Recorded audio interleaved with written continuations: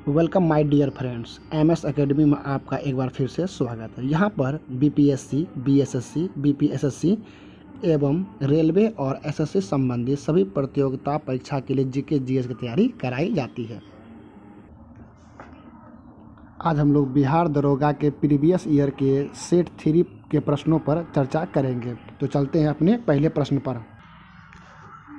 आज का पहला प्रश्न, उच्चतम न्यायालय के न्यायाधीश के अवकाश ग्रहण की उम्र है। तो इसका जो आंसर होगा वो होगा ऑप्शन सी। 124 के 2 में कहा गया है कि उच्चतम न्यायालय के न्यायाधीश की अवकाश ग्रहण की जो आयु है वो है 65 वर्ष। चलते हैं अगले प्रश्न पर। फरवरी 2017 में मनाए गए विश्व रेडियो दिवस का थीम क्या है? इसका जो आंसर होगा वो होगा ऑप्शन डी, आप हैं रेडियो। अगला प्रश्न, आवर्त सारणी किसने तैयार किया था? तो आवर्त सारणी के जो जनक माने जाते हैं वे हैं मेंडलीफ। ऑप्शन डी, मेंडलीफ का आवर्त सारणी परमाणु भार पर आधारित था। चलते हैं अपने अगले प्रश्न पर। निम्न में कौन भारत के उपराष्ट्रपति द्वारा नियुक्त नहीं होते हैं? उपराष्ट्रपति। ऑप्शन डी, उपराष्ट्रपति की नियुक्ति राष्ट्रपति नहीं करते हैं। उपराष्ट्रपति का निर्वाचन होता है जिसमें लोकसभा और राज्यसभा के सभी सदस्य भाग लेते हैं। अगला प्रश्न, विभिन्न राजनीतिक दलों की स्वीकृति राष्ट्रीय पार्टी अथवा प्रादेशिक पार्टी के रूप में कौन प्रदान करता है? इसका जो आंसर होगा वो होगा ऑप्शन बी, चुनाव आयोग। अगला प्रश्न, बिहार के उप मुख्यमंत्री अभी कौन है? तो बिहार के वर्तमान में उप मुख्यमंत्री हैं, वर्तमान में बिहार में 2 उप मुख्यमंत्री हैं, तारकिशोर प्रसाद और रेणु देवी। चलते हैं अगले प्रश्न पर। जो राज्य नहर सिंचाई पर सर्वाधिक आश्रित है वो है पंजाब। पंजाब सबसे अधिक नहर सिंचाई पर आश्रित है और अधिक सिंचाई के कारण ही यहाँ पर भूमि क्षरण भी होता है। चलते हैं अगले प्रश्न पर। सूफी संत ख्वाजा मोइनुद्दीन चिश्ती का उर्स यहाँ पर मनाया जाता है। इसका जो आंसर होगा वो होगा ऑप्शन सी, अजमेर शरीफ। शेख मोइनुद्दीन चिश्ती का दरगाह अजमेर शरीफ में है और यहाँ पर ही उर्स नामक त्यौहार मनाया जाता है। भारत के सुदूर पूर्व में जो देश सर्वाधिक लंबी सीमा बनाता है वो है म्यांमार। Option B.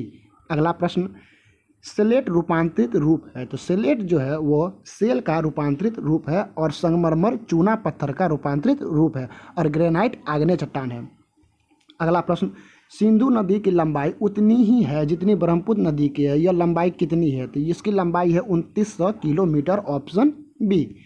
अगला प्रश्न, भारतीय संविधान के अनुसार राज्य का कार्यकारी अध्यक्ष कौन होता है? इसका जो आंसर होगा वो होगा ऑप्शन बी, राष्ट्रपति। अगला प्रश्न, कौन विश्व निकाय 1920 में स्थापित हुई और 1946 ईस्वी में भंग हो गई? इसका जो आंसर होगा वो होगा option C, League of Nation. League of Nation की स्थापना 1920 में हुई थी, प्रथम विश्व युद्ध की समाप्ति के बाद, और द्वितीय विश्व युद्ध की समाप्ति के बाद लीग ऑफ नेशन भंग हो गया था और उसके स्थान पर संयुक्त राष्ट्र की स्थापना हुई थी। चलते हैं अगले प्रश्न पर। भारतीय नागरिकों के मौलिक कर्तव्य हैं। तो भारतीय नागरिकों के कुल 11 मौलिक कर्तव्य हैं। जब संविधान का निर्माण हुआ तो कुल 10 मौलिक कर्तव्य थे और 86वां संविधान संशोधन 2002 के तहत इसमें एक और मौलिक कर्तव्य जोड़ा गया था और अब मौलिक कर्तव्यों की संख्या 11 हो गई है। चलते हैं अगले प्रश्न पर। राज्यसभा में सदस्यों की अधिकतम सदस्य संख्या होती है। तो राज्यसभा में जो अधिकतम सदस्यों की संख्या होती है वो होती है 250। Option C. अगला प्रश्न, महात्मा गांधी का जन्म हुआ था। तो महात्मा गांधी का जन्म 2 अक्टूबर 1869 ईस्वी को पोरबंदर गुजरात में हुआ था। Option B. चलते हैं अगले प्रश्न पर।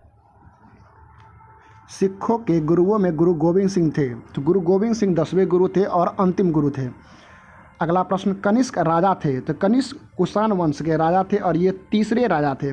कुषाण वंश के संस्थापक थे कुजुल कटफिसेस और दूसरे राजा थे भीम कटफिसेस और तीसरे राजा थे कनिष्क। चलते हैं अगले प्रश्न पर। बेरी बेरी खुराक में किसकी कमी की वजह से होता है? तो बेरी बेरी विटामिन B1 की कमी से होता है। Option B. विटामिन ए की कमी से रोतुंदी होता है, विटामिन ई की कमी से नपुंसकता होती है, विटामिन सी की कमी से स्कर्वी रोग होता है। भारत पर आक्रमण करने वाले पहला मुसलमान था। तो भारत पर आक्रमण करने वाले जो पहला मुसलमान था वो तो मोहम्मद बिन कासिम। 712 ईस्वी में इन्होंने आक्रमण किया था। Option B. अगला प्रश्न, पृथ्वी अपनी धुरी पर घूमती है। तो पृथ्वी अपनी धुरी पर 23 घंटा 56 मिनट और 4 सेकंड में एक चक्कर लगा लेती है। अगला प्रश्न, ग्रह जो सूर्य की परिक्रमा करने में 88 दिन लेता है वो है बुध। बुध सूर्य की परिक्रमा करने में 88 दिन लेता है और यह सूर्य का सबसे निकट का ग्रह है और सबसे छोटा ग्रह है। अगला प्रश्न, उस जगह का देशांतर क्या है जहां का स्थानीय समय 6 बजे शाम है जबकि ग्रीनविच औसत समय 4 बजे शाम है। इसका जो आंसर होगा वो होगा ऑप्शन, अगर 4 बजे देशांतर माना जाए और 6 बजे शाम का समय निकाला जाए तो 6 बजे शाम पूरब की ओर होगा और 1 घंटे में अगर 15 डिग्री का अंतर होता है तो 2 घंटे में 30 डिग्री का अंतर होगा। इसलिए इसका जो आंसर होगा वो होगा ऑप्शन ए। चलते हैं अगले प्रश्न पर। निम्न में से कौन इस्पात प्लांट से युक्त नहीं है? तो सिंदरी इस्पात प्लांट से युक्त नहीं है। सिंदरी खाद के लिए प्रसिद्ध है। चलते हैं अगले प्रश्न पर। गारो जनजाति है, तो गारो जनजाति है मेघालय की। गारो, खासी, जयंतिया ये सभी मेघालय की जनजाति है। अगला प्रश्न, रामनाथ कोविंद राष्ट्रपति पद का प्रत्याशी बनाए जाने के समय किस राज्य के राज्यपाल के पद पर थे? इसका जो आंसर है वो होगा ऑप्शन सी, बिहार। बिहार के राज्यपाल थे राष्ट्रपति रामनाथ कोविंद राष्ट्रपति बनने से पहले। उस भूगोल शास्त्री का नाम बतावे जो एक क्षय तंत्रिका रोग से पीड़ित हैं और केवल कंप्यूटर के माध्यम से ही अपनी बात कह पाते। इसका जो आंसर वो होगा ऑप्शन सी, स्टीफन हॉकिंग्स। अगला प्रश्न, दिल्ली चलो का नारा दिया था, तो दिल्ली चलो का नारा दिया था सुभाष चंद्र बोस ने। Option A. अगला प्रश्न, भारत की बुलबुल किसे कहा जाता है? तो भारत की बुलबुल के नाम से सरोजनी नायडू को जाना जाता है और स्वर कोकिला के नाम से लता मंगेशकर को जाना जाता है। अगला प्रश्न, पेस मेकर संबंधित है, तो पेस मेकर का संबंध है हार्ट, हृदय से। जब हृदय की गति असमान हो जाती है तो पेस मेकर का इस्तेमाल करके हृदय गति को समान स्थिति में लाया जाता है। अगला प्रश्न, भारत के प्रथम गवर्नर जनरल थे, तो भारत के प्रथम गवर्नर जनरल थे Lord William Bentinck. Option D. अगला प्रश्न, भारत के सर्वोदय नेता लोकमान्य जयप्रकाश नारायण का जीवन काल है, लोकनायक जयप्रकाश नारायण का जो जीवन काल है वो 1902 से 1979।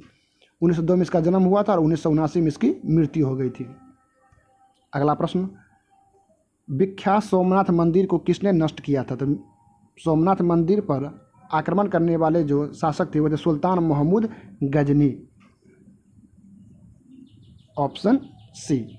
अगला प्रश्न, हर्षवर्धन के साम्राज्य के समय जो चीनी पर्यटक भारत आया था वो थे, तो हर्षवर्धन के समय आने वाले जो चीनी पर्यटक थे वे थे हुएन सांग और चंद्रगुप्त द्वितीय के समय आने वाले जो चीनी यात्री थे वे थे फाइयान। तारानाथ एक तिब्बती लेखक था। चलते हैं अगले प्रश्न। भारत में राष्ट्रीय आय लेखा किसके द्वारा प्रदर्शित किए जाते हैं? इसका जो आंसर होगा होगा डी, केंद्रीय सांख्यिकी संगठन CSO के द्वारा प्रदर्शित किए जाते हैं। अगला प्रश्न, किस यौगिक का अणु संहति 40 है? इसलिए इसका जो आंसर है वो होगा option B, answer B. Sodium का परमाणु द्रव्यमान 23 होता है, ऑक्सीजन का 16 होता है, हाइड्रोजन का 1 होता है और सभी का योग 40 होगा। चलते हैं अगले प्रश्न पर। एक अणु 1 मोल के बराबर होते हैं, इसका जो आंसर होगा वो होगा ऑप्शन ए, 6.023 × 10⁻23 मोल होते हैं एक अणु में। प्लास्टर ऑफ पेरिस का सूत्र है, CaSO4 2 × 1/2H2। Option B. अगला प्रश्न, विद्युत अपघटनी प्रक्रिया से कौन सा तत्व नहीं प्राप्त होता है? पोटेशियम, सोडियम, कैल्शियम, मैग्नीशियम और एल्युमिनियम विद्युत अपघटन विधि से प्राप्त होते हैं। जिंक, लोहा, सीसा और कॉपर कार्बन के उपयोग से अपचयन विधि से निष्कर्ष होते हैं और सोना और चांदी ये प्राकृतिक अवस्था में उपस्थित होते हैं। इसलिए इस प्रश्न का उत्तर होगा ऑप्शन डी, लोहा। अगला प्रश्न, विश्व बैंक का दूसरा नाम है, तो विश्व बैंक का दूसरा नाम है IBRD। ऑप्शन सी, IBRD,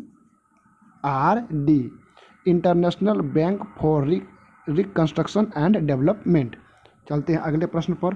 खाने वाला सोडा है, तो खाने वाला सोडा का नाम है सोडियम बाइकार्बोनेट। Option D. अगला प्रश्न, वेल्डिंग के लिए किस मिश्रण का उपयोग किया जाता है? इसका जो आंसर होगा वो होगा ऑप्शन ए, आयरन ऑक्साइड और एल्युमिनियम का।